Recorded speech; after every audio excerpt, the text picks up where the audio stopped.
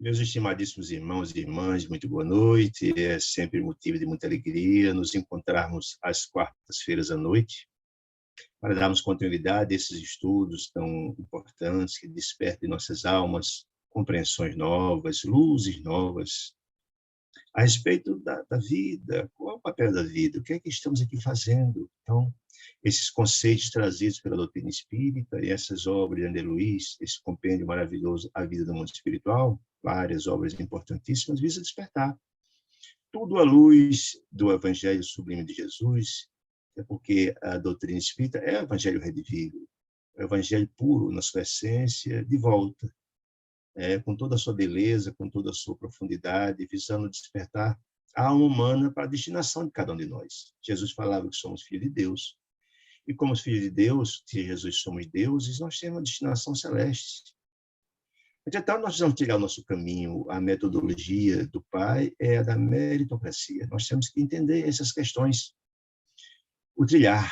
E essa obra maravilhosa, A Vida do Mundo Espiritual, fora lograda a humanidade, pensado no mundo espiritual, nos diz Chico, né? Trazendo aconselhamentos e apontamentos muito importantes, trazendo situações, como visando nos orientar como devemos nos comportar diante de problemas do dia a dia, da vida, das angústias, das dificuldades, como se esse processo de aprendizado em nossas almas. Então, essa obra maravilhosa busca isso.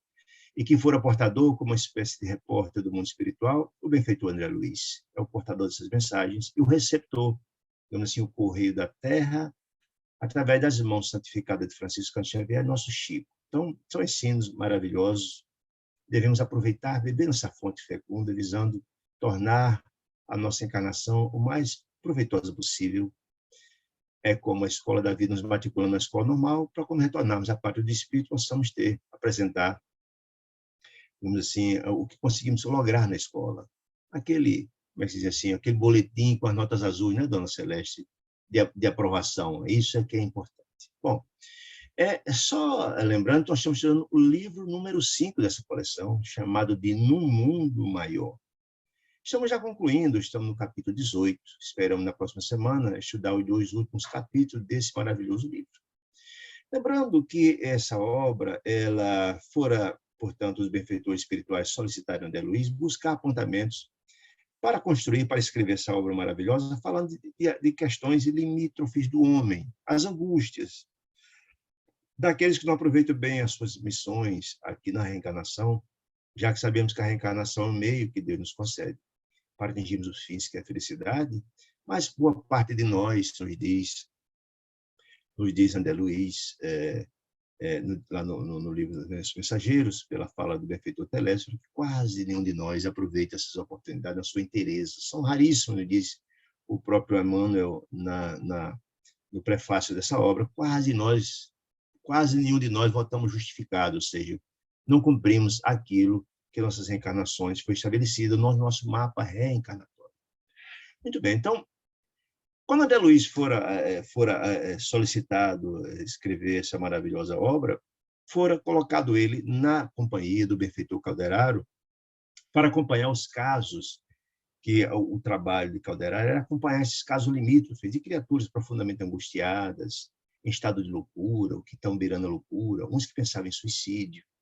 E como Calderaro tinha uma especialização de tratar com esses casos, era exatamente esse material de que necessitava André Luiz para escrever essa obra. Então, passou uma semana acompanhando os atendimentos de Calderaro para buscar esses apontamentos, né? Que André Luiz assevera de que era uma espécie de especialização, uma espécie de psicologia iluminativa, ou seja, de grande acuidade, de grande sensibilidade para ajudar essas pessoas. Muito bem. Então, quando, no capítulo passado, chamado No Limiar das Cavernas, André Luiz, ele acompanhou um grupo de socorro aos espíritos profundamente infelizes, profundamente sofredores, nas cavernas de sofrimento. O que significa caverna de sofrimento? Onde ficariam as criaturas num quadro muito dramático, os chamados regiões infernais, regiões de sombras, regiões abismais, de profunda dor e angústia. E André Luiz, então, se viu, na companhia de Calderaro, num grupo que é coordenado pela benfeitora Cipriana. Lembra dela? Lá nos capítulos primeiros, um espírito de alta envergadura espiritual, pela sua qualificação, tinha a capacidade de tocar a alma das criaturas, de mergulhar no coração das criaturas endurecidas e tocar suas almas para o despertar. Ela mesma, o espírito de grande envergadura espiritual, quando apareceu diante dos sofredores, confundiram-na com Maria, Mãe Santíssima, diante da sua imensa luminosidade. Então, era ela que coordenava esse grupo de 7 membros que desceria às cavernas, às furnas de dor e sofrimento. Então, quando André Luiz se apresentou junto com o Calderaro para a missão, fora dito então por Cipriano André Luiz que, infelizmente, ele não tinha ainda a qualificação, não tinha ainda a experiência, a vivência, o estudo para trabalhar com aquela clientela profundamente sofrida, né, de angustiados, de ignorantes, alguns bastante perigosos pelas suas ignorâncias. Entretanto, Calderaro disse, mas nós fomos aconselhados, fomos indicados para essa missão pelo benfeitor Eusébio.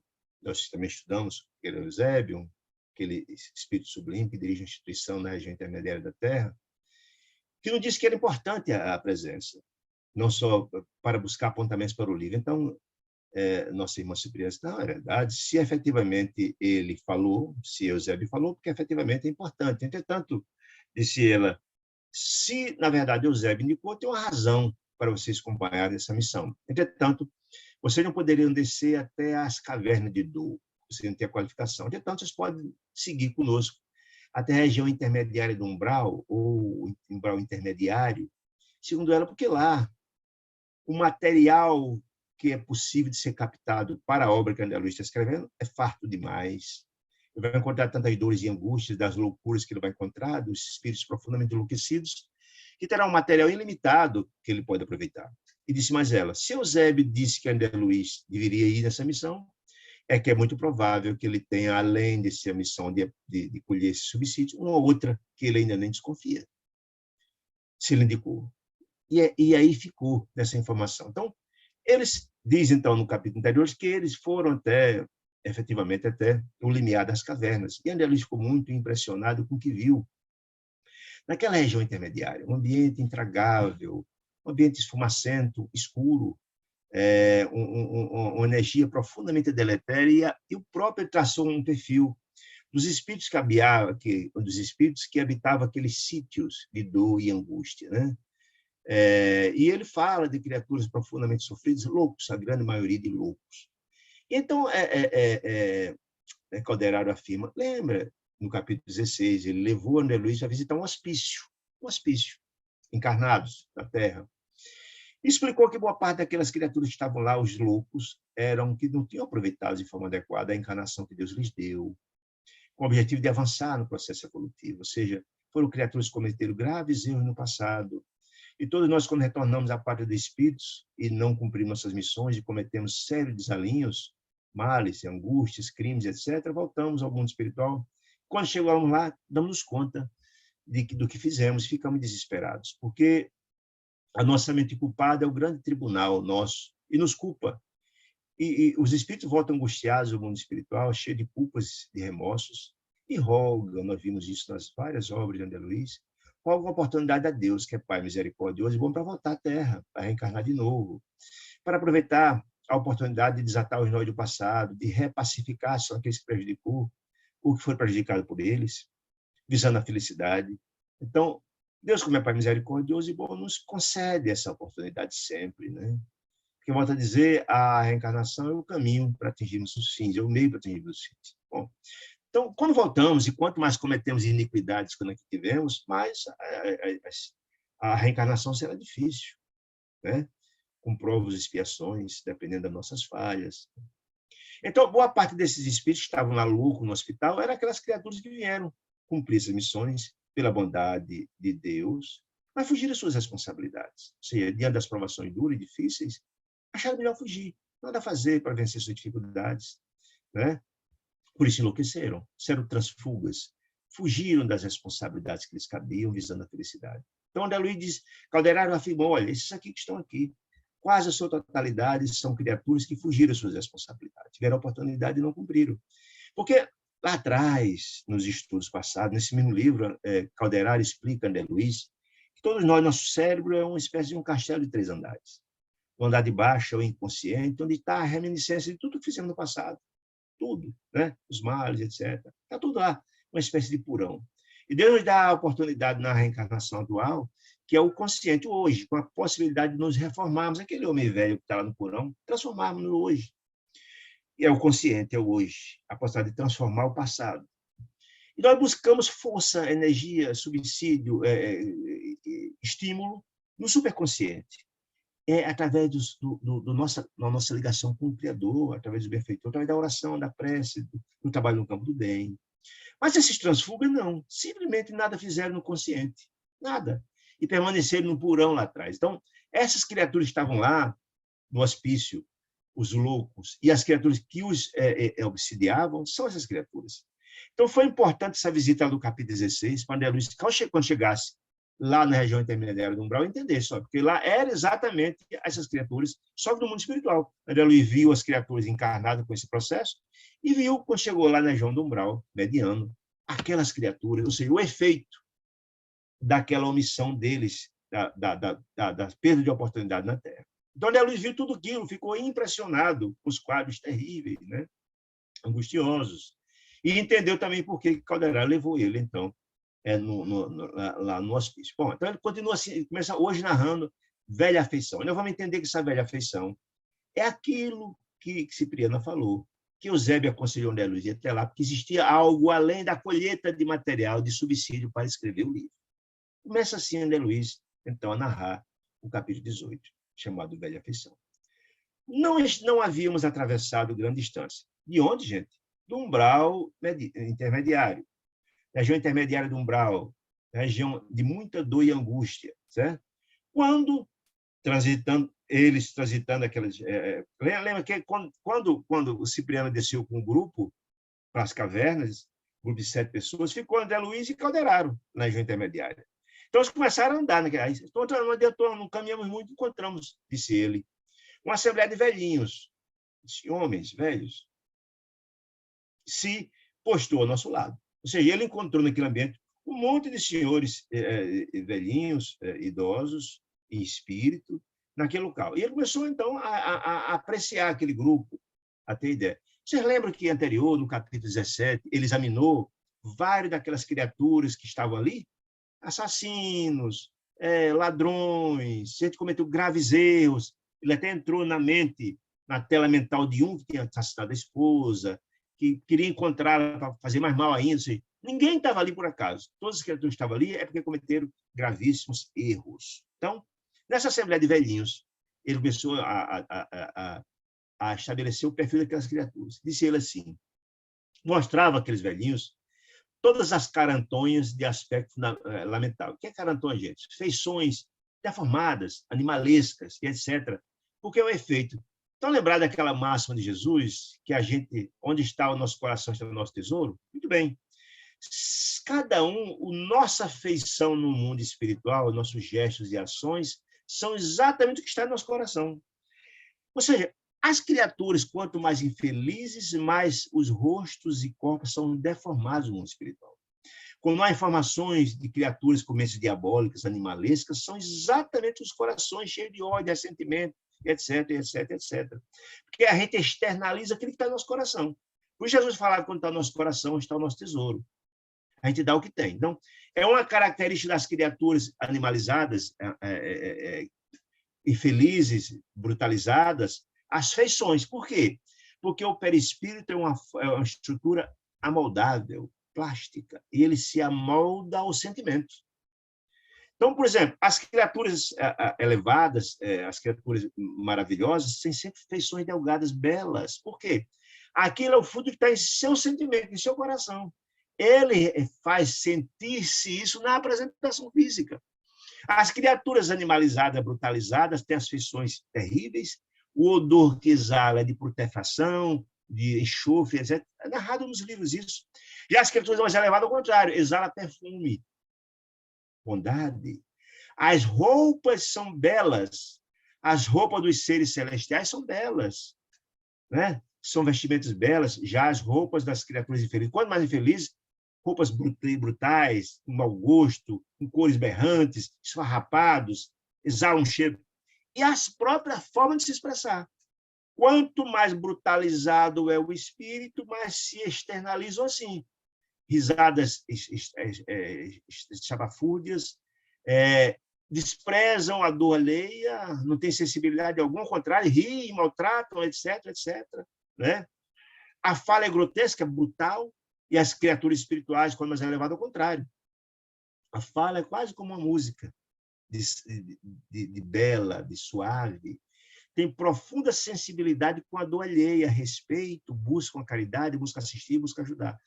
Por isso, quando Jesus falava onde está o seu coração, está o seu tesouro, é por essa razão. Então, ele não diz assim, aquele grupo de velhinhos, com todos de carantões e especlamentavam, ou seja, todas feições brutalizadas, deformadas, animalescas.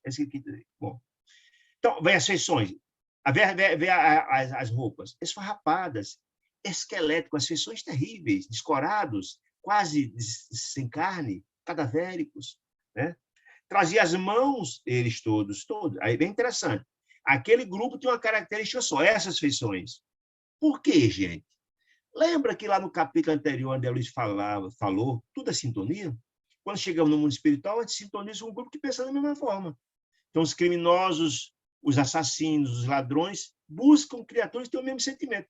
Quando ele narra lá, por exemplo, as criaturas, os homicidas, que contavam coisas lastimáveis dos crimes que cometeram, e riam, se vangloriavam por fazer aquelas coisas absurdas, porque eles têm sentimentos parecidos, sintonia se reúne junto. E esse grupo aqui não, tem uma característica diferente. Todos eles, vamos verificar aqui, são pessoas profundamente ligadas a ter coisas. Tá? Esfarrapado, tal.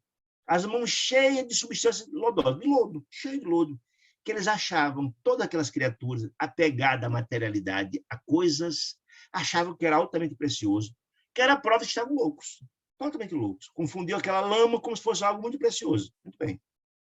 As mãos cheias de substância lodosa, de lodo, que levavam de quando em quando ao peito, ansiosos e aflitos. Elevavam o peito, guardando algo muito precioso, aflitos. Aflitos por quê?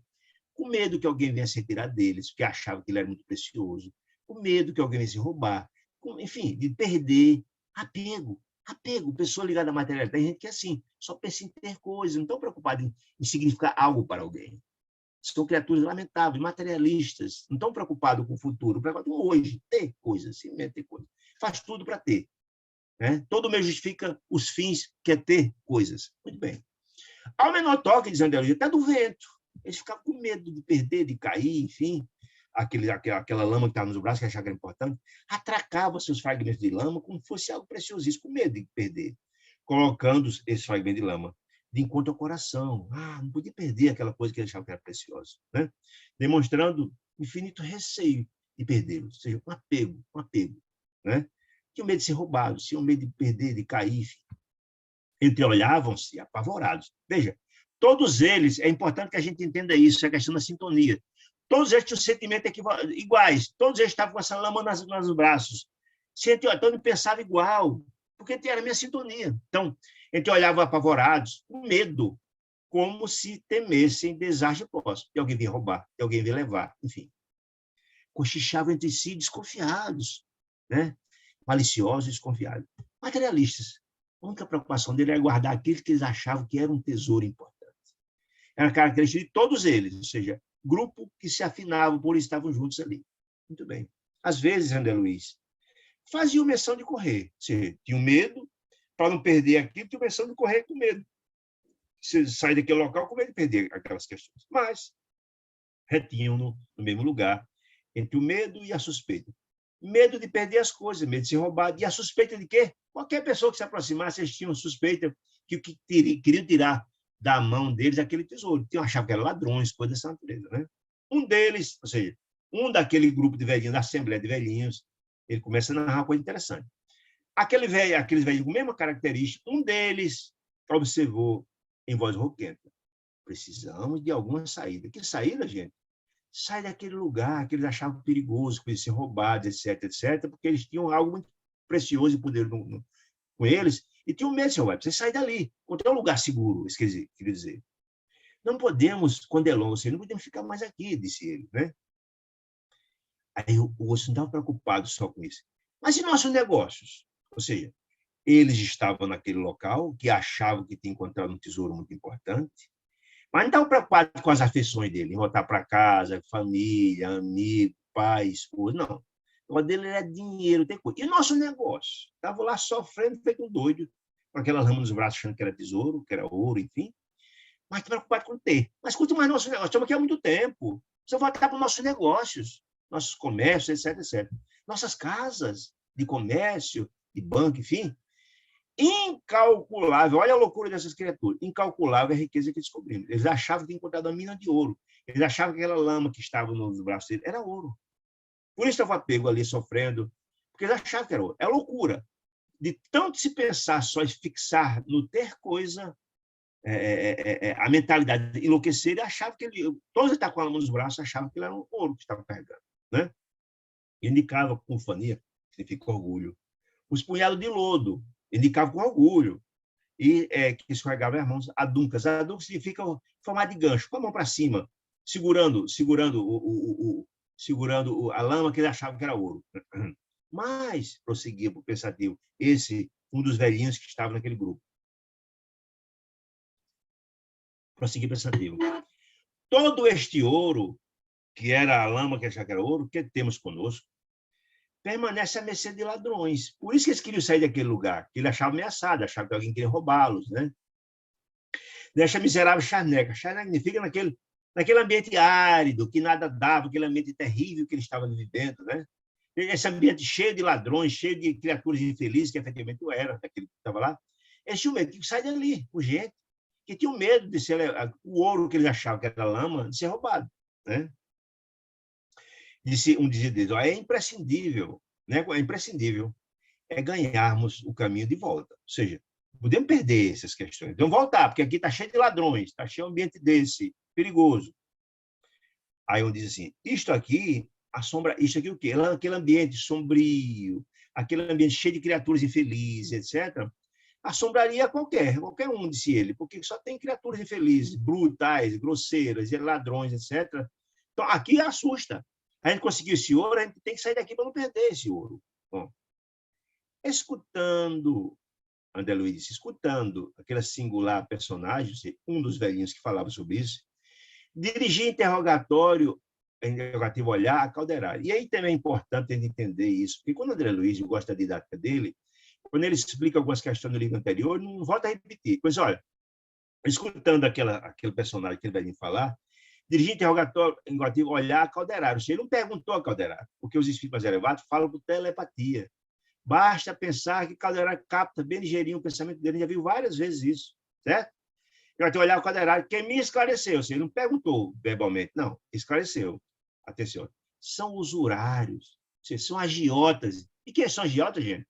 Agiotas são aquelas criaturas que exploram a miséria dos outros. Agiota é aquela criatura que tem o dinheiro e procura as pessoas em desespero, que estão com dívidas graves, com problemas de saúde, por uma cirurgia, não tem dinheiro, está desesperado. O cara tem o dinheiro, cobra o que quer, de juro. Escochante, é um verdadeiro assalto, né? Aproveita da miséria dos outros. Então, aquele monte de grupo de velhinhos estava ali, todos foram agiotas, que ganhavam dinheiro à custa do sofrimento dos outros, à custa da angústia dos outros. Não estava preocupado da dor que a criatura está passando, que tem um familiar doente, que já fez uma cirurgia. Não está preocupado com o sofrimento daquela criatura, não. E emprestar, quanto mais fosse a dor, maior seria o juro. Esse é o agiota, que nada produz, ao contrário, só ganha dinheiro em cima da miséria dos outros. Por isso aquele grupo estava louco ali. Certo? Então, são agiotas desencarnados há muitos anos, disse então Calderari, explicando por que aquele grupo estava ali, agarrado a um monte de lama, louco, achando que era ouro. Porque só pensa em ter coisa, eles achavam que ele era ouro. Explicando, muito bem. Desceram, continua explicando Calderari, desceram a tão profundo grau do apego à fortuna, material transitória, e nós sabemos que a riqueza material é transitória, até porque Jesus nos dizia que quando aqui viemos, e é uma coisa fácil de entender, que quando aqui chegamos, nada trazemos do ponto de vista material. Quando a gente nasce, não traz nada disso. Nem quando desencarna, ninguém leva nada material, né?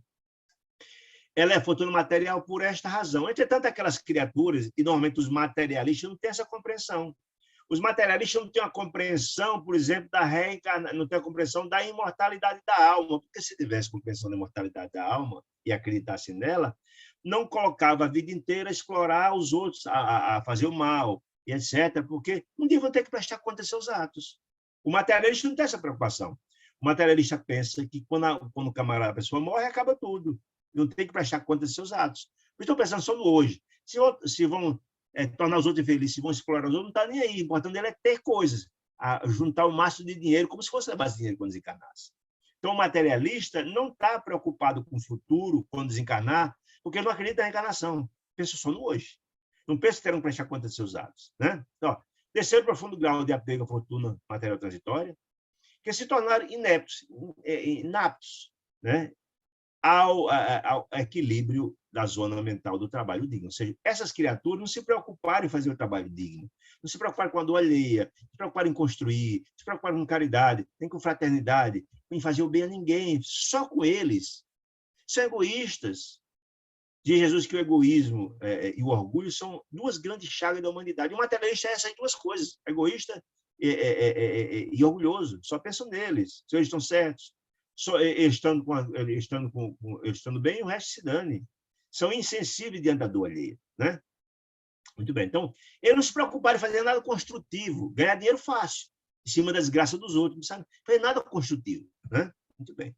Por incapaz de acesso ao santuário interno das aspirações superiores. O que ele está dizendo, gente? Ele aqui não volta a falar aquele conceito do castelo de 3 andares. Mas está claro o que está dizendo aqui. Por incapaz de acesso ao santuário interno das aspirações superiores, que é o 3º andar, onde a gente busca, através da oração, busca Deus, para nos fortalecer, para nos renovar, nos transformarmos. O materialista não está preocupado com isso, não. Continua lá no andar de baixo, no pulmão, no inconsciente. Né? Como a gente viu, aquelas criaturas do hospício que são iguais a esses aí, fugiram suas responsabilidades, são transfugas diante das responsabilidades, da oportunidade que Deus lhes deu para se renovar e transformar. Continuaram no mesmo lugar que estavam, isso contraindo outras dívidas graves, né? Muito bem. Quando o Calderaro explicando, na crosta da terra, não enxergavam meios de se ampararem com a ambição moderada. Não, não. Ou seja, eles só pensavam em ter coisas, e nobre. Não fiz nada diferente disso. Nem reparavam nos métodos de que usavam para atingir os fins egoístas. Então, a dele era ganhar. Se vai em cima da miséria, da doença, da dor, da fome dos outros, não estão nem aí. Não estão nem aí. O negócio dele é ganhar dinheiro. Certo? Disse ainda Calderaro, menosprezaram direitos alheios, a subsistência, a paz dos outros. Não, o negócio dele era voar, arrancar o máximo possível o dinheiro dos desesperados. E encarneciam das aflições dos outros. Sensibilidade zero diante da dor do próximo. Né? Amavam, disse ele, está falando dos agiotas, viu? Que aquele contingente de velhinhos estava ali com cheio de lama nos braços, achando que era ouro. Armavam verdadeiras ciladas a companheiros incautos, no propósito de sugar-lhe as economias, locupletando-se, se assenhoreando à custa da ingenuidade e da cega confiança. Cobravam juros extorsivos, empenhavam bens, está aqui um bem, se disser até que dia você perde a dívida. Ou seja, que sua criatura sem menor sensibilidade com a dificuldade, com a dor alheia. Né? Dona Celestial, e vocês devem lembrar, lá, por exemplo, o nosso lar, o pai de André Luiz, que era Laerte, né, altamente ligado à materialidade, tinha um amigo dele também, comerciante, que tinha uma dívida com ele, com 3 filhos doentes, uma situação dramática, que foi pedir mais um tempo para pagar a dívida e ele negou de todo jeito. A mãe de André Luiz, muito nobre, fez tudo para advogar a sua Nossa Senhora, não. Tem que vender tudo, inclusive o pianozinho da família. Então, essas criaturas são materialistas, não estão preocupados com a dor dos outros. Né? Muito bem. Disse ele. Tantos sofrimentos difundiam, continua explicando, esse Calderaro explicando, aquele contingente de criaturas, aqueles velhinhos estão ali, contingente, explicando por que eles estavam naquela loucura, que eram todos agiotas. Tantos sofrimentos difundiram-se, fizeram aos outros, com suas irreflexivas ações, de cobrar além do que seria o razoável, as suas insensibilidades, que a matéria mensal das vítimas, ou seja, das suas vítimas, o ódio delas, sentindo depois vilipendiadas, sentindo eles retirados dos seus bens, da insensibilidade do que passaram, em maléficas emissões de vingança daqueles que eles exploraram e de maldição, lhes impôs etérea couraça. Etérea significa, gente, tênue. Etérea couraça, ou seja, uma pequena capa no campo das ideias. Ou seja, a mente daquelas criaturas estava envolta em uma pequena película, digamos assim, de insensibilidade, que faziam, pelo ódio dessas criaturas, que faziam com que eles, na verdade, não tivessem lucidez. Eles tivessem uma visão deturpada. Por isso, estavam com as mãos cheias de lama e achavam que era ouro. Estavam loucos, todos eles loucos, né? Como aquela turma lá do hospício lá da Terra. Muito bem. Assim, atordoados, aquele grupo de criaturas atordoados, fixam-se estas mentes que estão com essa couraça, né? Fixam estas nos delitos do pretérito, ou seja, do passado. Ele fica todo o tempo pensando. Lembra da história da sensação de culpa? A culpa e o remorso nos remete o tempo todo aos nossos erros do passado. O remorso nos faz voltar sempre não por onde está o ato que a gente cometeu. Ninguém esquece. Nossa mente culpada faz com que a gente volte o tempo todo. Nos diz André Luiz também, que essa mente culpada dos males que fizemos é uma via muito fácil do processo obsessivo. E ele sofre o processo obsessivo de suas vítimas. Por isso, esse ódio coletivado, esse ódio das suas vítimas, chegam até ele, né? Muito bem. No delito do pretérito, transformando aquelas criaturas, aquelas mentes doentias, em autênticos fantasmas da avareza. A avareza é o seguinte: o avaro, são aquelas coisas apegadas a dinheiro, só pensa em dinheiro, só em coisa material. Não sei se desligar disso. Atormentar dessas mentes pelas miragens do ouro. Miragem, porque o que tinha era, na verdade, era lama, mas achavam que era ouro. Loucos que estavam nesse deserto de padecimento. Naquele ambiente terrível, desarmonioso, esfumacento, escuro, com ar intragável, já explicamos isso anteriormente, que todo aquele ambiente, como das regiões infelizes, são fruto do sentimento, do pensamento e da angústia e da dor daquelas criaturas que lá vivem. Porque o pensamento, ele amolda o fluido cósmico universal, que é um material plástico. Aqueles ambientes de dor, os purgatórios, os umbrais, as regiões infernais, é plasmado, criado pelo sentimento coletivo daquele grupo que está ali. Como também as colônias espirituais elevadas são fruto do sentimento, do pensamento, do coração daqueles criaturas elevadas que criam. Volto a dizer aquela mesma máxima de Jesus. Nós tiramos, onde está o seu coração, está seu tesouro. Aí cada um dá o que tem. Aquelas criaturas, aquele ambiente todo é criado do sofrimento coletivo daquele grupo de pessoas. E atrai outros iguais para aquele mesmo lugar. Muito bem. Não podemos predizer, continua explicando Calderaro. Tudo isso que o André Luiz está Calderaro explicando para o André Luiz, e ele dando os apontamentos para colocar nessa obra. Está explicando o porquê daquele desatino daquelas criaturas, aquela loucura daquelas criaturas. Não podemos predizer, não podemos prever, significa isso, quando despertam dessa loucura. Quando despertam dessa situação, dessa couraça das ideias, dessa loucura, né?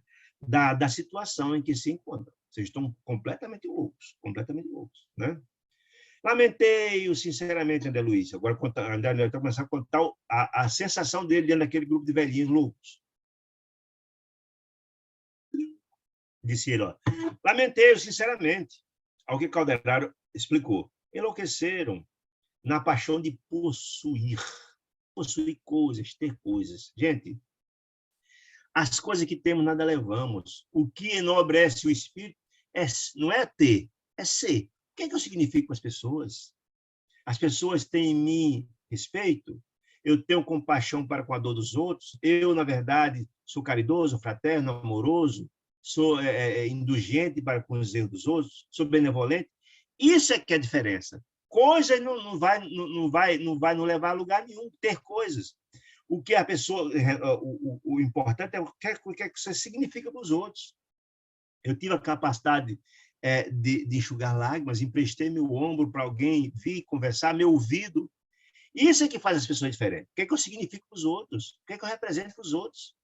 Porque o que eu mando de bondade para os outros, eu recebo de volta. A gente colhe o que planta. A gente costuma dizer, é fato, a gente tem o céu, o inferno, só quando desencarna, não, aqui mesmo. Se eu faço bem a todos, sou caridoso, sou fraterno, vou receber. Todos mandarão para mim esse mesmo sentimento. É a colheita do que plantamos. Ao contrário, aquele só pensa é o mal, a desgraça, a miséria, a injustiça, A agressão vai receber já aqui. Isso. É importante ter isso, né? Compreensão. Aí ele diz, continua então Caldeira dizendo. Enlouqueceram, baixando de possuir, acabando a sinistra aventura da carne e desencarnaram.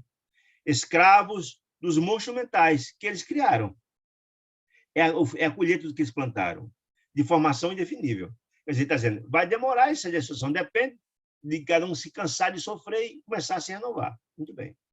Dispunha, queria continuar essa conversa com o Calderaro, explicando aquela questão, mas quando daquele grupo de anciões estava lá, alçou a voz no estranho concerto daquela conversaria dos velhinhos e disse assim, amigos, não seremos vítimas do pesadelo? O que significa essa expressão daquele senhor? Ele estava acordando daquela situação. Todos ali estavam achando que estava tudo normal, que ele era ouro, tudo... mas as pessoas confiaram, escuta, nós não seremos vítimas do pesadelo? Não estamos num pesadelo, não estamos enlouquecidos? Será que isso é real? Já estava começando a se renovar, começando a despertar, dissonante daquele grupo imenso de velhinhos que pensavam do mesmo jeito. Às vezes, disse esse velhinho que tomou a palavra, às vezes chego a supor, a pensar, que estamos equivocados. Estamos. Não está, será que nós estamos vivendo uma loucura, um sonho, um pesadelo? Há quanto tempo andamos fora do lar? Ele está pensando, poxa vida, é razoável passar tanto tempo assim longe para buscar isso aqui? Será que isso não é um sonho, não é uma loucura? Há quanto tempo estou fora de casa? Ele começou a pensar e a questionar o grupo, né? André Luiz narra isso. Aí, esse velhinho que continua é o que está despertando. Mas onde é que nós estamos? Vocês sabem onde é que nós estamos? Perguntando no grupo. Não temos enlouquecido? Quando esse velhinho, dentro daquele grupo, começa a falar, André Luiz notou algo diferente. Aquela voz era conhecida. Olha que interessante. E aí, a gente vê a história da velha afeição. Ou seja, lembra que lá atrás Cipriana falou e também que André Luiz só foi buscar apontamentos para o livro? Algo diferente? Quando André Luiz ouviu a voz desse velhinho, escutou-a, pavorosa dúvida se apoderou de mim. André Luiz ouviu, puxa, essa voz é conhecida. Meu Deus, afinal, o que é essa criatura? Aí ele começou a pensar, quem estaria louco? São esses velhinhos ou eu mesmo? Porque essa voz me parece familiar. É aquele velhinho que está louco ou sou eu? Ele começou a pensar, porque essa voz eu conheço. Fixei os traços dele, olhou para aquele velhinho, que a voz lhe chamou a atenção. Mas seria possível? Ele estava conhecendo aquela criatura. Aquele espírito desventurado recordava o meu avô paterno, Cláudio. Na hora ele conheceu não só a voz daquele senhor como sendo do avô, mas quando olhou a fisionomia, identificou como sendo a pessoa do avô paterno, Cláudio. E ele ficou tocado. Imagine cada um de nós, gente. Imagine só, estarmos nós numa situação dessa, num ambiente tão dantesco como esse, e você encontra a figura de um ente muito amado, um avô. Imagine, dentro daquelas criaturas. Imagine o choque que é, né? Aí eu lembrei também que é importante, vocês devem lembrar, lá de Laerte, o pai de André Luiz, também era altamente materialista, né? Talvez fosse, de alguma sorte, a herança do próprio pai dele, do avô Cláudio, né? Importante lembrar disso. E lembrando também que Cipriano diz, olha, se você foi chamado a esse lugar e Zé falou que você tem que vir, é que existe algo além de pegar apontamentos para o seu livro. Aí, quando dizer, afeiçoara-se a mim, ele começou a falar agora do avô, que ele achava que estava ali na frente dele. Afeiçoara-se a mim, diz André Luiz, desde os meus tempos anos, desde criança, disse ele. Disse, olha, meu avô tinha um trato glacial, frio, para com todos, porque era um agiota, não tinha sensibilidade nenhuma, extorquia e tal. Mas comigo, afagava-me bastas vezes, acariciando a cabeleira infantil, com suas mãos, que os anos haviam engelhado, se envelhecido, estavam, digamos assim, enrijecidos, velhos, etc. Seus olhos, disse André Luiz, fulguravam quando pousavam nos meus, ou seja, o avô era bem velhinho, mas quando estava diante do neto, que era André Luiz, ficava todo derretido. Ele era um frio com todo mundo, mas quando estava diante de André Luiz, ele se derretia tudo, ficava terno, ficava amorável, alisava a cabecinha de André Luiz, criança, né? Seus olhos fulguravam quando pousavam os meus, disse ele. E minha mãe, dizia André Luiz, aquela mãe, lembra da mãe de André Luiz, no nosso lar? Aquela mãe santa que ele tinha? O pai não, o pai era grosseiro, o pai era brutecido, mas a mãe era doce, era meiga. E minha mãe sempre afirmava que só em minha companhia que ele se acalmava nas crises nervosas que lhe precederam o fim. Veja, por que, gente? É importante a gente entender isso. Por que as criaturas que cometem o mal a vida inteira, quando chega a senectude e a velhice, bate esse complexo de culpa terrível, ficam angustiados, porque têm a compreensão, deixaram trilhar de sua vida inteira fazendo mal, que perderam oportunidades, por isso são angustiados. As criaturas que passaram a vida fazendo mal, quando chegam na velhice, cai em si, viram que perderam a oportunidade, né? E esse velhinho, André Luiz lembra, o pai dele, que ficava angustiado, pesadelos terríveis, e ficava angustiado, nervoso, etc., mas só se acalmava quando André Luiz, a criança, chegava diante do avô.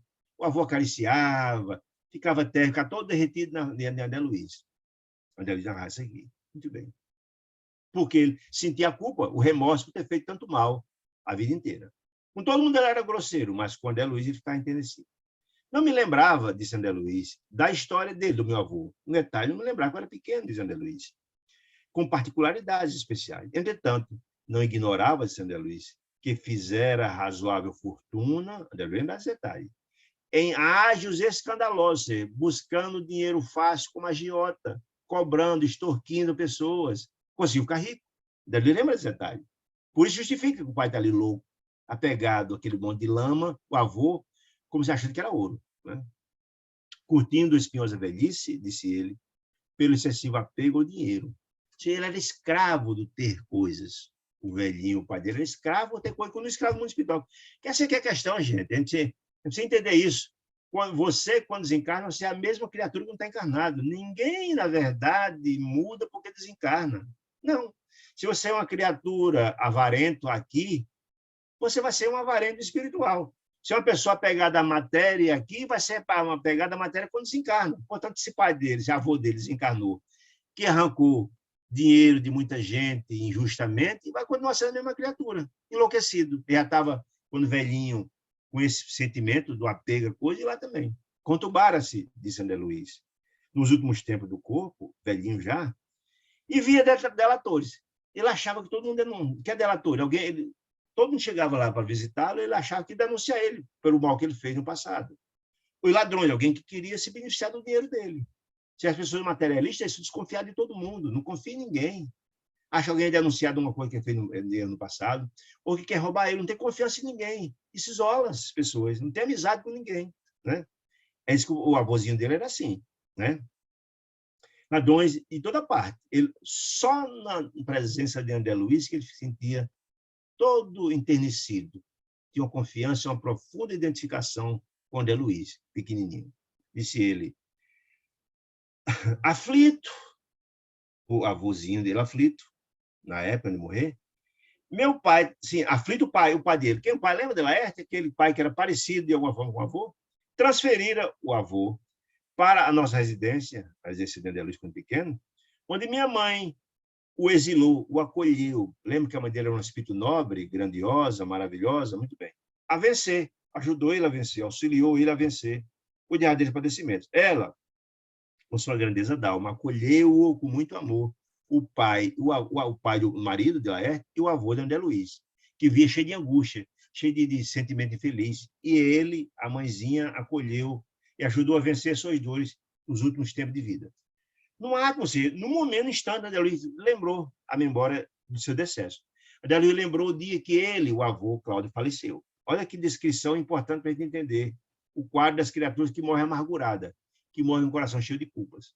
Trouxeram, disse André Luiz, do colégio, pequenininho André Luiz, onde fazia o curso secundário, para oscular-lhe, para beijar-lhe as mãos frias pela última vez. André Luiz lembrando do dia em que o avô Cláudio desencarna. Diz André Luiz, nunca esqueci de sua impressionante máscara cadavérica. Por quê? Gente, as criaturas que morrem em paz, morrem tranquilos, em paz. A fisionomia de paz, de harmonia, de equilíbrio, de tranquilidade. Já aqueles, ao contrário, com o coração cheio de culpa, morre angustiado. As feições retratam isso. Por quê?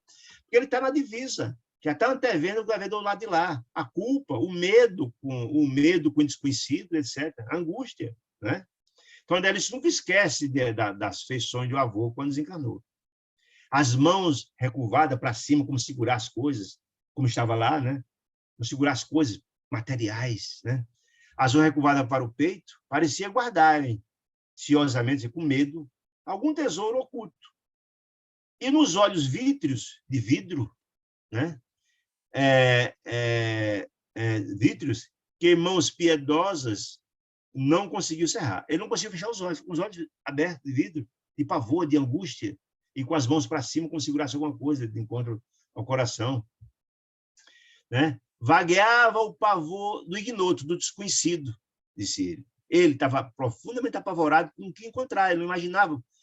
Eu sei, está angustiado porque sabia que não ia encontrar boas coisas, porque não fez boas coisas na vida. Como se acometessem trágicas visões do além. Por quê, gente? Nós sabemos que na divisa do além vem receber aqueles que nos amam e aqueles que não nos amam. Certamente, muito provavelmente, o pai, o avôzinho dele, estava vendo a turma que estava chegando do outro lado. Quem? As suas vítimas, possivelmente, que vinham cobrar as contas. É como retornar de uma grande viagem, meus amigos. Encontramos no aeroporto ou na rodoviária quem nos amam. Também aqueles que não nos amam, que vão cobrar as dívidas. Quando desencarna é mais ou menos assim. Vamos encontrar do lado de lá alguém que quer tirar satisfação conosco ou alguém que vem receber de braço aberto e dizer que você fez o bem. Lembra que tem uma passagem importantíssima de quando o Dr. Bezerra desencarna.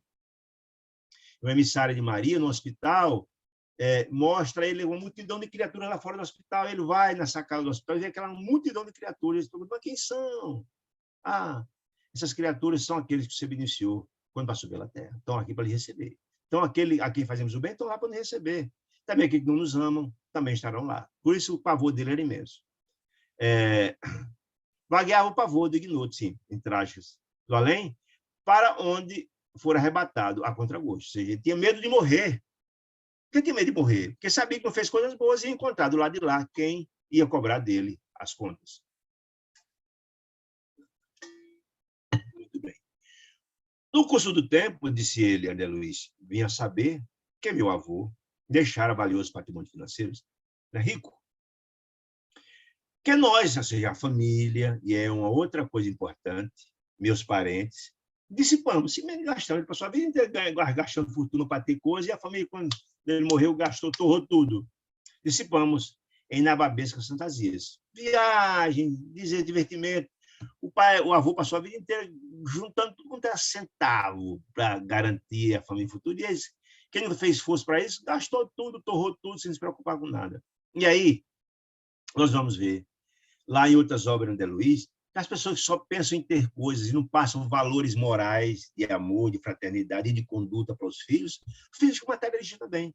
Primeira coisa, quando o pai morre, é a briga pela herança. Cada um fica se matando uns dos outros, fazendo golpe aqui e acolá, que perturba profundamente quem morreu. A angústia é terrível.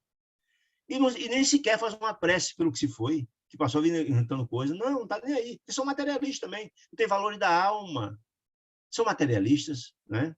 E causa profundo sofrimento a quem vai. Nós já vimos isso nas outras obras da Luísa. Ele explica aqui, mas isso é fato. Né? Muito bem. Tornando ao pretérito, disse ele, reconheci que vigoroso laço me unia àquele desgraçado que ainda sofria o pesadelo do ouro terrestre. Ele vendo o avô naquelas circunstâncias, disse, olha, lembro que um laço que nos unia muito, que existia carinho do avô para com ele, né? No passado, né? Do ouro terrestre, carregando placa de lodo que premia eternamente o coração como se fosse ouro, a mão cheia de lodo. Enquanto as reminiscências, as lembranças me enchiam aquele instante, gritava-lhe um companheiro difícil. Lembra que o avôzinho Cláudio estava dizendo para aquele grupo?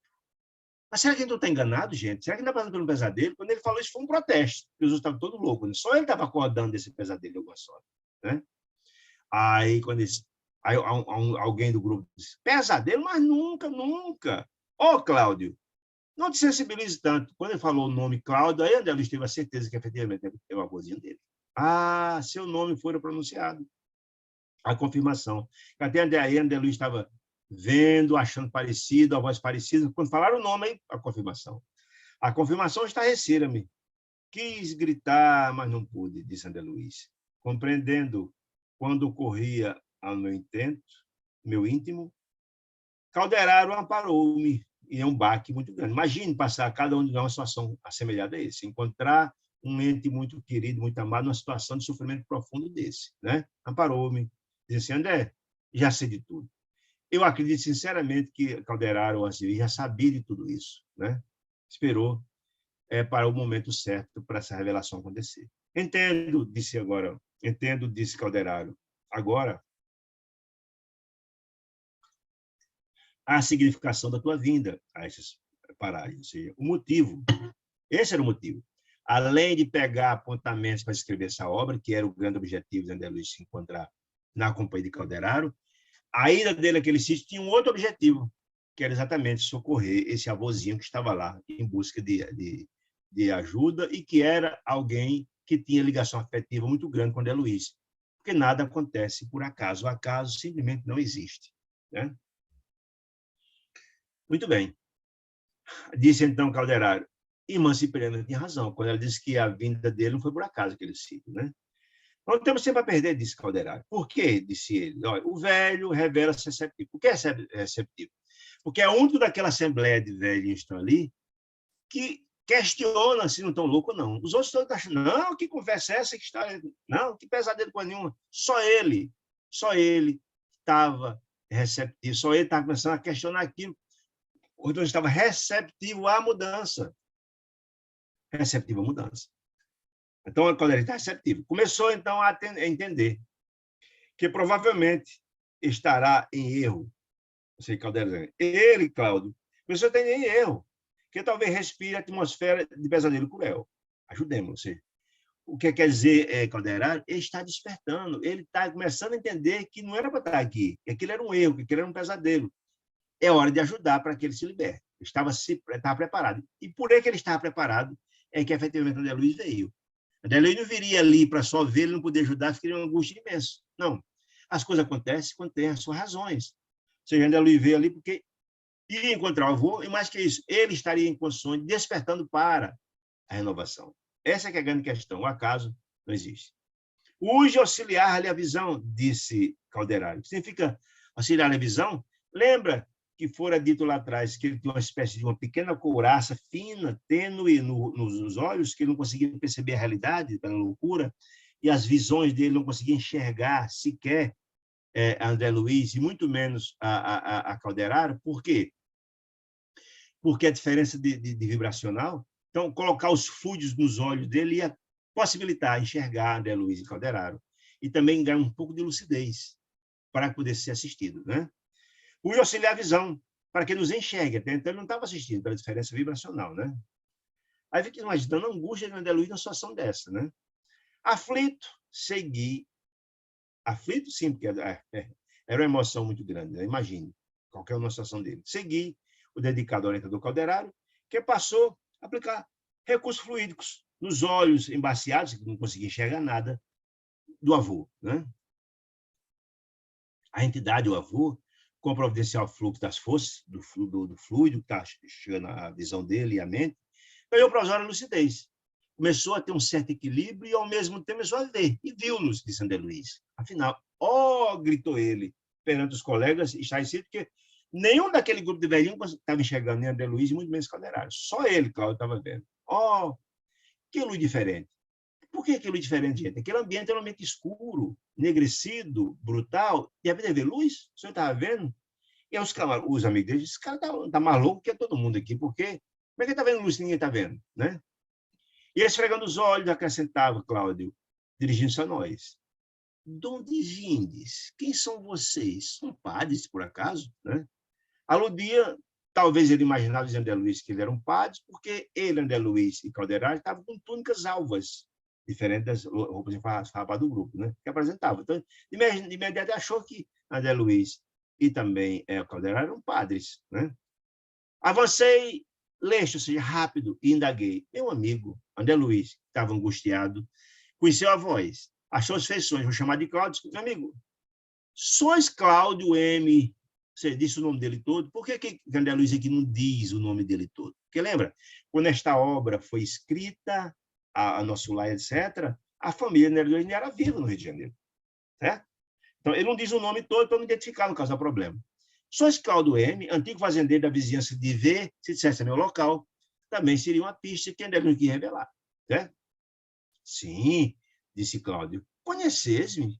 Vocês conhecem-me? Quem são vocês, afinal de contas? Em atitude de alívio, ajuntou com inflexão comovente. Ou seja, de repente, ele que só via aqueles infelizes ali, não enxergava nada além disso, encontrou alguém iluminado. Falou o nome dele, perguntou, reconheceu ele, ficou um alívio muito grande. Né? Disse, ó, desde muito, comecei a contar a história dele. Cláudio, desde muito estou preso nessa região misteriosa, disse ele, cheia de perigos e de monstros. Por que monstros, gente? Porque as criaturas estavam ali com feições monstruosas, deformadas. Perigos por quê? Porque todas as criaturas que estavam ali eram malfeitores, ninguém estava ali era iluminado, ao contrário, malfeitores, né? Mas abundante em ouro. Ele ainda continuava achando que aquele que estava ali, cheio de lama, era ouro, que não tinha ainda percebido. Ele vai perceber mais na frente. Mas abundante em ouro, uma região rica, de muito ouro, disse ele. Vossa palavra me reanima, disse ele. Vossa palavra de quem? De André Luiz e Calderaro. Reanima o quê? Me conheceram, que bom que vocês vieram aqui. Isso pode me socorrer, né? Ó, disse Cláudio, por piedade, ajudai-me a sair. Quero voltar para casa, disse ele. E ajoelhado agora, de braços estendidos para mim, repetia, quero voltar, quero rever meus, sentir-me em casa. Novamente, abracei-o compungido de André Luiz e, sem desejar chocá-lo com inoportunas revelações, expliquei-lhe. André Luiz, então, colocou a ele com certo cuidado, mas esclarecer, meu amigo, Cláudio, sois vítima do lamentável engano. Você não está são. Não é isso que você está imaginando. Vossa casa, meu amigo, cerrou-se, fechou-se com seus olhos vivos. Você morreu, você não está mais vivo. Ele achava que estava vivo. Sua casa fechou-se com seus olhos físicos, que já desapareceram. Os olhos que estão me vendo aqui, é os olhos do espírito, não é mais os olhos da carne. Você já morreu, meu caro, disse ele. Encarceraste o espírito num sonho, num pesadelo. Vão de mentirosas riquezas. Ou seja, você uma fantasia, da sua loucura. Não há riqueza que você está imaginando, não há ouro aqui como você está imaginando, não. A morte, disse ele, vos arrebatou a alma do homicídio carnal. Você não é mais, não pertence mais àquele mundo, disse André Luiz. Não, você não pertence àquele mundo. Você está no mundo dos espíritos, você já morreu. Vai mais de 40 anos que você morreu e ainda não sabe que morreu. Mais de 40 anos você está aqui nesse ambiente, louco, achando que está vivo. Não, você morreu faz mais de 40 anos, disse ele ao avô. Né? Então, Cláudio, esbugalhando os olhos, angustiados, não relutou, caiu em si, na realidade. Ganhou uma certa lucidez com a aplicação dos fluidos, pensou a vê-los, não duvidou, efetivamente. Entendeu que, efetivamente, aquilo era um pesadelo, uma loucura, né? Desatou num pranto convulsivo, só chora muito, deixando o coração de Luiz dolorido, e não é fácil, né? Bem o sinto, caiu em si. Realmente, agora eu entendo isso mesmo. Murmurou, inspirando de compaixão. Ou seja, ele caiu na realidade, né? Entendeu, efetivamente. Depois de 40 anos desencarnado, não tinha entendido nem que estava desencarnado, ele achava que estava na viagem, queria voltar para casa. Ele achava que tinha encontrado uma mina de ouro muito grande e queria pegar aquilo e levar para casa. Queria voltar para o negócio para a família, né? Tenho a cabeça esfogueada, disse ele. Não consigo raciocinar com calma. Mas e o ouro, disse ele, que eu juntei com tanto suor. Ele ainda continuava achando que ele era uma mina de ouro, que estava cheio de ouro na mão, André Luiz. Reparai, Cláudio, nas suas mãos, meu amigo, é o que você pode ver. Reparai, agora, que divina claridade lhe bafeja o espírito. O patrimônio acumulado a custo das dificuldades alheias, ou seja, você passou a vida inteira compuscando, retirando, usurpando o patrimônio dos outros indevidamente, cobrando juros escoxantes, etc, etc, etc, e trouxe a loucura, disse ele. Converteu-lhe em lodocentos detritos. Ou seja, isso aqui que você acha que é ouro, na verdade é lama, não nada disso é verdade. Você enlouqueceu, porque explorou tanto os outros, está cuidando do que plantou. Nota aí, meu avô. Nota aí, disse ele. Olha aí direitinho com calma. Meu avô, pois, disse ele, a contemplar as massas de lama que abraçaram e gritou horrorizado. Ou seja, ele descobriu que efetivamente não era ouro coisa nenhuma. Com a lucidez mínima e com a visão agora, ele entendeu, caiu em si, que aquilo tudo era lama de verdade. Caiu em si, aterrorizado. Em seguida, disse ele, colocando os olhos lacrimosos, considerou o avôzinho dele. Será o castigo? Começou a questionar, a cair em si. Será o castigo pelo que eu fiz? Disse ele. Minha falta para com Ismênia exigia punição. Aí ele foi contar o drama. Além de ser um agiota que enganou muita gente, cometeu um crime grave contra essa senhora Ismênia. Será um castigo? Disse ele. Como os soluços lhe asfixiavam a garganta, perguntei. André Luiz também estava emocionadíssimo, né? Engasgado aqui. Disse ele, quem se fez? Quem é a Ismênia? Perguntou André Luiz. Quem é essa criatura que prejudicou? Meu amigo, é a minha irmã. Olha aí, minha irmã, cujos direitos expediei. Roubei-a, tirei dela os recursos que ela tinha. Olha que absurdo. Essa culpa era imensa, imensa. Dos crimes que ele cometeu, essa era o mais grave. Sensibilizando intensamente, André Luiz prosseguiu. Como vocês dois aí, com essas túnicas claras, etc. Se eu posso enviar de Deus. Se eu enviar de Deus, e ouvir minha confissão, eu quero confessar, eu quero desabafar, botar isso para fora do meu coração. Olha, disse ele. Ao morrer, meu pai confiou-me uma irmã. Meu pai desencarnou e confiou a mim uma irmã, que não era filha legítima de nossa casa, ou seja, era uma filha, era um filho de um outro casamento. Ou seja, ele, Cláudio, era filho único. O pai teve um filho com outra pessoa, com outra senhora.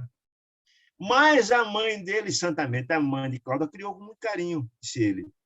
Minha mãe, dedicada e santa, criou essa mulher, essa menina, essa jovem, com o mesmo infinito desvelo que a mim mesmo. Você criou como filha legítima, deu todo o amor e tal. Tudo. Entretanto, disse ele, quando me vi, porém, sozinho, quando o pai morreu, a mãe morreu, etc., escorraceia do ambiente doméstico. Provei que ela não partilhava dos meus laços consanguíneos, eu era filho legítimo. Provei da justiça, para melhor senhorear-me da fortuna, do dinheiro que meu pai nos deixou. O pai deixou para ela, para Ismênia e para ele, eram um dos filhos. E quando o pai morreu e a mãe, que criou com todo o amor, mesmo não sendo mãe da menina, e o pai confiou a ele, pediu que ele ajudasse a irmã, aí ele, não, ela não é minha irmã legítima, não, provou e ficou com o dinheiro do pai todinho. O pai que era rico, tinha muito dinheiro. Olha que coisa absurda. A pobrezinha Ismênia implorou e sofreu, implorou que o irmão não fizesse isso, é porque o pai tinha recomendado, a mãe tinha recomendado, né? No entanto, releguei-a a miserável destino, cioso, com ciúme da sólida base financeira que me havia conseguido. Seu pai era milionário, tinha muito dinheiro, ele queria ficar com todo o dinheiro. Deserdou a irmã, deixou ela na absoluta miséria. Esse é o perfil dos materialistas, não pensam nas consequências dos seus atos. Eles acham que vão desencarnar e vão ter que encontrar-se na frente para prestar contas. Não pensam nos outros. São egoístas, só pensam nele. São egoístas. Ele estando bem, mas se dane. Não se preocupou em deixar a irmã na miséria, mesmo com o pedido do pai e da mãe. Olha que coisa impressionante, né? Fiquei rico, disse ele, confessando. Fiquei rico, o pai tinha dinheiro, o pai tinha deixado para eles dois, fiquei rico. Multipliquei os cabedais, ganhei sempre, porque pegou esse dinheiro e foi para a agiotagem, para ganhar mais dinheiro ainda. Né? E fixando as mãos enodoadas, sujas, não significa isso, que havia conseguido. As mãos enodoadas, prosseguia amargurosamente. E agora? Angustiado, porque finalmente entendeu que é hora de pagar a conta. E agora? Ia consolá-lo, disse André Luiz. Abrir-lhe o coração. André Luiz estava angustiado com aquela situação, com aquela informação toda, tentando consolar o avô, diante da angústia toda. Estava sofrendo muito, o que eu estou sofrendo. Comovido até a lágrima, mas Calderari, porém, me fez imperioso gesto, recomendando silêncio. Ou seja, a sabedoria dos grandes espíritos. Não é a hora ainda, André Luiz. Tudo tem seu tempo. Tenha calma. Vai chegar o momento. Deixa ele continuar a dizer. Meu antepassado avô continuou descortinando-me novos campos de sentimentos. Aí ele começou a dizer, escuta, mas onde viverão os meus parentes, disse ele, cujo futuro me preocupava. O que quer dizer que me preocupava? Rajei, ganhei tudo, juntava tudo, pratiquei ilegalidade para que minha família tivesse dinheiro. Me preocupei muito com eles. Por que eles não me assistem? Por que ele não faz uma prece por mim? Onde é que estão eles, afinal de contas? E aquela história que eu falei, não se preocupou, só preocupou em deixar bens materiais, mas não os bens do espírito. Ninguém pode dar o que não tem. Se ele não deu exemplos à família de bondade, fraternidade e caridade, quando deixou um monte de dinheiro, ele foi torrar o dinheiro dele e acabou-se. Não tinha a menor preocupação. Era um materialista igual a ele, não estava preocupado com o futuro. Não. Porque as pessoas acham que morre, vira santo, vai para o céu. Não existe isso, né? Mas onde é que estão eles, afinal de contas? Onde rolará eles? Onde é que está a minha família? E onde está o dinheiro que eu amontoei penosamente para eles? Onde é que está esse dinheiro? Esquecendo a minha própria alma. Esqueceram, porque não tem valores materiais, espirituais, só tem valores materiais. Onde respirará minha irmã? Aquele que abdicou, Ismênia. A quem despojei de todos os recursos.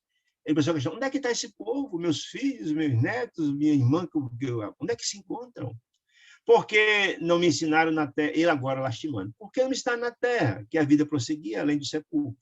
Aí a importância da doutrina espírita, por exemplo, despertar despertar do materialismo, entender que a vida é uma continuidade, Deus nos cria para sermos ser felizes, mas é uma continuidade. A felicidade é uma conquista de cada um de nós, é uma conquista do espírito.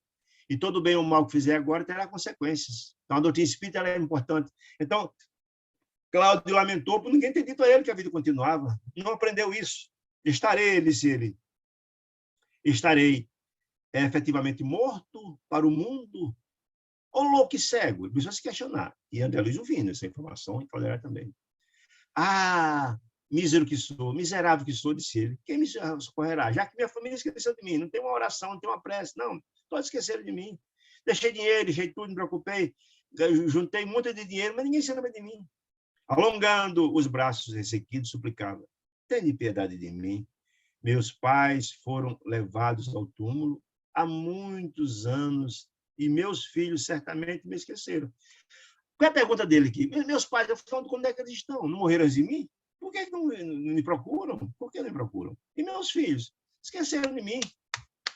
Só me preocupei de deixar coisas para eles, nada significava para eles, a não ser dinheiro, valores, né? É isso que ele quer dizer. Demorando, sim, dizendo, estou desprezado, sem ninguém. Valei-me, emissário do Eterno, que eles achavam que André Luiz e Calderaro eram os emissários de Deus, e então estava pedindo socorro a ele. Valei-me. Não abandoneis um ancião traído em suas ambições e propósitos. Não nos abandone. Já que minha família me abandonou, agora que me reconheço, caiu a ficha, em outras palavras, tenho medo, muito medo, já que agora eu reconheço, entendo que estou morto, entendo que eu estou cuidando do que plantei, agora tenho medo do futuro, o que vai acontecer? E me ajudem, pedir socorro. Demorando em mim um olhar, ele, que grossas cortinas de lágrimas embaçava, observou. Isso era Cláudio, chorando e olhando para ele. Meus familiares esqueceram o devotamento. Que devotamento, gente? Esqueceram que eu passei a vida inteira juntando dinheiro para eles, pensando na felicidade deles, disse ele. Porque isso que dá ele valores morais. Só aí disse ele, olha que coisa interessante. Imagine um de nós numa situação como essa. Minha família esqueceu. Só uma pessoa, disse o avô, no mundo se recordará de mim e se interessaria, estenderia mãos protetoras se soubesse meu paradeiro. Olha só. Escuta o André Luiz escutando uma situação dessa, né? O avô sofrendo, disse, só uma pessoa no mundo. Isso é uma boa expressão de ternura, porque ele tinha muita ternura por André Luiz, na Massa Dolorosa escreveu: meu neto André Luiz era a luz de meus olhos. Lembra que ele lá atrás, que era a única pessoa que ele se sensibilizava, que se desmanchava na frente dele? Agora, se meu neto soubesse onde eu estou, será uma pessoa que se preocuparia comigo. O resto, não, porque não vinha amor, não vinha delicadeza, não vinha sentimento dos outros. Só meu neto, que era a luz de meus olhos.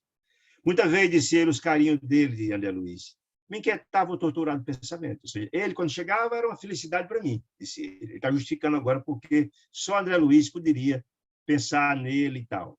Em muitas ocasiões, disse ele, manifestei em casa o desejo que ele se consagrasse à medicina. Ou seja, ele dizendo que desde criança, ele, avô, pensava, desejava que o neto, pequenininho que era criança, fosse médico.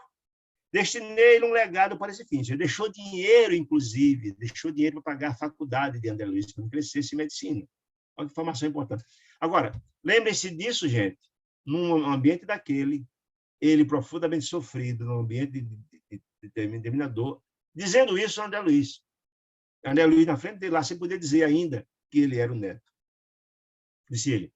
Pretendia vê-lo fazendo bem, pretendia, diz o avô, pretendia ver André Luiz formado, ser médico, fazendo bem que eu, homem ignorante, não soubera praticar. Mas eu tinha essa esperança que meu neto, que eu deixei dinheiro para ele fazer a medicina, para ele fazer a faculdade, que ele pudesse ser essa pessoa boa. Frequentemente me assaltava o remorso pela extorsão que vira minha irmã, a Ismênia.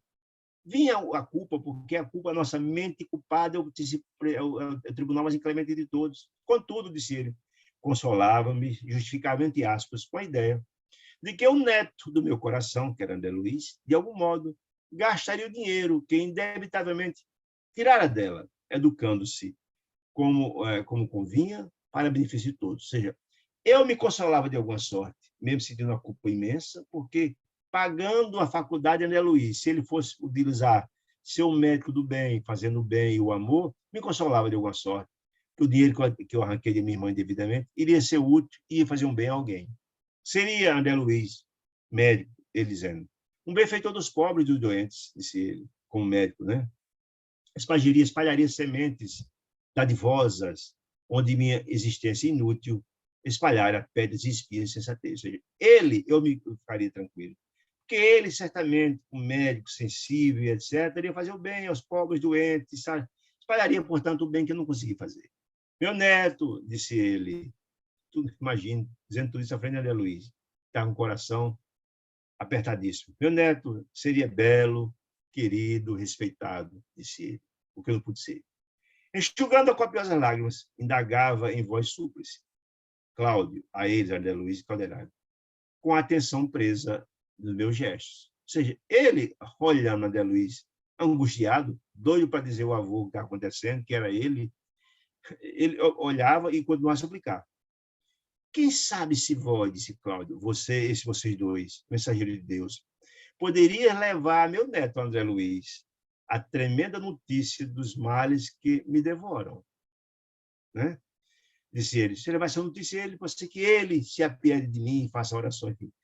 Então, assim, diz ele, porque eu não mereço o afastamento dessas masmorras, aquele ambiente terrível em que enlouqueci. Não mereço, porque eu fiz um mal muito grande. Mas ser-me-á consolo saber que André Luiz tem ciência de meus padecimentos. Se souber de um padecimento, fará orações, rogará a Deus por mim. Imagine fazendo isso diretamente a André Luiz. André Luiz, meu peito como que arrebentara numa torrente de pranto irreprimível, disse ele.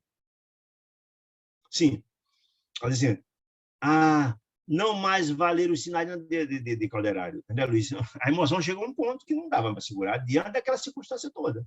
Ouvir naquela situação que a família esquecera, e etc., que a única esperança dele que tinha era em André Luiz, e falou que custeou a universidade dele, que achava que ele poderia fazer o bem, que ele não conseguiu fazer, enfim, e que pedia ao final para aqueles dois que ele não sabia que era André Luiz, que levasse a notícia de André Luiz, que podia se condoer dele, né? André Luiz, não mais valer os sinais de Calderário para que me contivesse. Não foi possível mais, não deu para conter mais.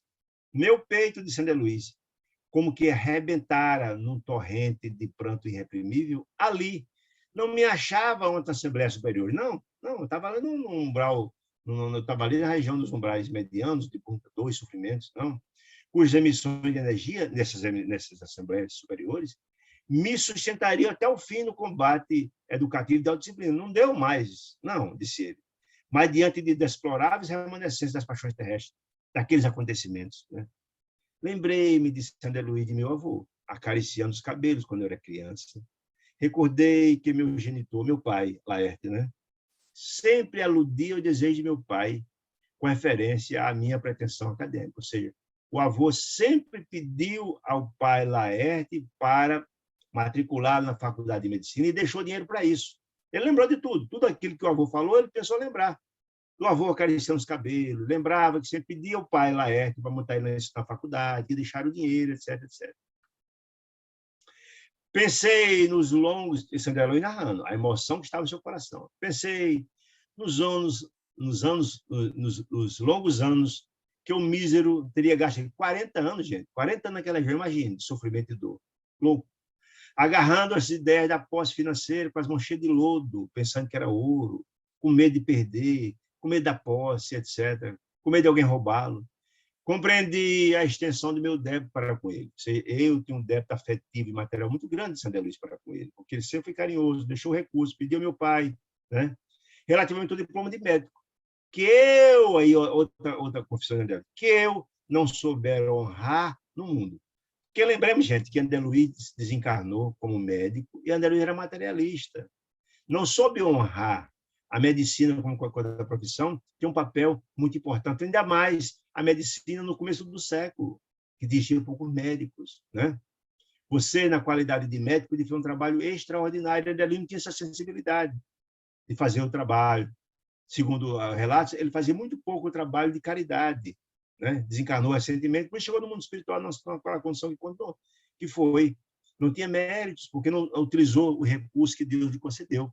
Desempenha bem a sua missão. Aí eles, tinha um grande débito para com ele, meu avô, relativamente ao diploma de médico, que eu não souber honrar ao mundo. Dirigir súplice, olhar calderário. Lembra que ele se comunica pela telepatia, lembra? Olhar calderário. É. Rogando-lhe me perdoasse, mas eu não conseguia aguentar mais aquela situação. Eu tinha que falar. Calderário, então, sorriu e disse, e entendeu tudo. Ou seja, Calderário entendeu que não dava para segurar mais. Era o momento. Quem terá perdido de toda a expressão infantil se o próprio Cristo, supremo guia da terra, abriu, tenra os braços um dia no berço da manjedoura, se até Cristo fez, por que eu não podia fazer? Não seria eu que ia segurar naquela hora. Até Cristo abriu os braços à família quando nasceu, por que eu ia segurar aquelas coisas? Ele não tinha como fazer, disse ele, né? Tornando mentalmente o cenário da infância longínqua, disse ele, senti-me novamente menino naquela circunstância. Venci de um salto o espaço, de onde ele estava até onde estava o avô, que se separava, e ajoelhei-me a seus pés. Imagina, eu fico só imaginando a cena, gente. Dá para imaginar essa cena? Ele, de uma situação como essa, com o coração cheio de emoção, se ajoelha aos pés do meu desvelado benfeitor, que me observava, não está entendendo nada, mas observava. Agora, trêmulo e assustado. O que está acontecendo, Cláudio? O que está acontecendo? Cobri-lhe as mãos de beijos. Imagina, aquela criatura, 40 anos, abandonado, louco, diante de uma confissão como essa. De repente, aquele espírito iluminado se ajoelha aos meus pés, começa a beijar minhas mãos. Imagina, ele enlouqueceu, né? Ele aí não se entendia nada. E, erguendo para ele os olhos lacrimosos, perguntei, vovô Cláudio, pois o senhor não me conhece mais? Dá para imaginar, gente, um cenário desse? Dá para imaginar qualquer um de nós diante de uma circunstância como essa, a emoção, não só dele, notadamente do avô, que disse que ninguém lembrava dele, que tinha a única pessoa que tinha esperança que era André Luiz. Imagine essa cena dele abraçado ao avô, naquele momento de dor angustioso, e o grupo que estava lá, que não conseguia ver nada, não conseguia ver André Luiz. Só via lá a conversa do avô, abraçado, que não sabia quem era, conversando, etc. Ouviu todo aquele relato, mas a turba não via André Luiz. Nada. Nem Calderaro. Não entendia. Achava que era uma loucura de Cláudio, né? Imagine só. Não conhece mais, vovô, disse ele. Aí disse aqui, André Luiz. Impossível, disse ele, seria descrever o que se passou. Eu imagino. Nem com André Luiz, e muito menos com o avô. A alegria, a emoção, um encontro inesquecível, não tenho nem dúvida. Ele nem tentou descrever o que aconteceu, né? Eu esqueci por momentos os estudos. Que estudos, gente? Que eu estava fazendo, os apontamentos para escrever esse livro. Esqueci por momentos. Algo pessoal foi muito maior, explodiu meu coração ali. Não dava para pensar em nada ali no centro de socorrer aquele velhinho que estava ali, que era meu avô, numa situação angustiante. Esqueci os estudos que me impuseram a fazer para escrever o livro, os apontamentos. Esqueci os quadros daquele ambiente. Que ambiente? Aquele ambiente dantesco, de angústia, de dor. Não, ele esqueceu tudo estava ao lado. O importante era salvar o avô que estava numa situação como aquela, né? Que provocaram curiosidade e pavor. Que curiosidade e pavor? Dos que estavam vindo. Aquela turba de velhinhos que estava ali, loucos, ficaram apavorados com aquela converseira imensa do avô com quem que eu não conseguia ver. E do gesto e da emoção do avô, todo mundo ficou apavorado, uns e curiosos, outros. O que está acontecendo? Né?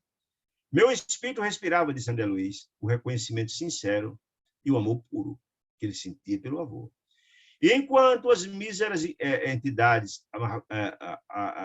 emuradas na usura gritavam, o grupo que estava lá com o Cláudio, que não entendia nada, gritavam, estavam gritando que ele estava louco, etc., e uns angustiados, outros com medo, porque o Cláudio estava conversando com alguém que ele não conseguia enxergar, nem ouvir a voz, né? Revoltado, muitos caras revoltados, porque ele achava que Cláudio estava inventando alguma coisa, algo assim, né?